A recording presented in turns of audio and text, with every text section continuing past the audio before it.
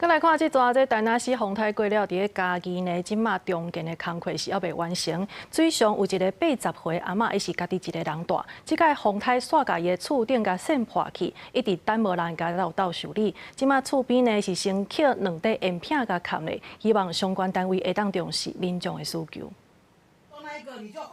画面上，这位80岁女士家己爬起咧厝顶要砍篷布，厝边感觉真危险，一边手机啊录影，一边靠向伊落来。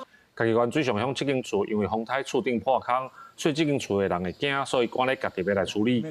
衣服该怎么办？我开始盖，我是用那个布拿上去，把它盖上，后头我才他们讲那铁皮啊哈，在那里找了2张铁皮。当地村长表示，风台过了后，庄内有一寡灾情，已经有通报乡公所来处理。这间厝的厝主嘛已经有叫人来修理。这位女士因为无想要等，所以才家己爬起咧厝顶，加在无发生意外。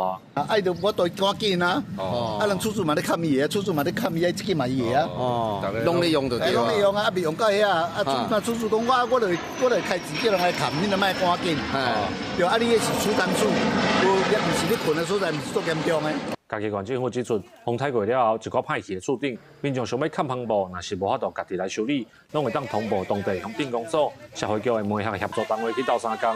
社会局嘛表示，原来目前通报需要协助的阁有300多户，会陆续派人来协助民众。记者林慧婷，嘉义报道。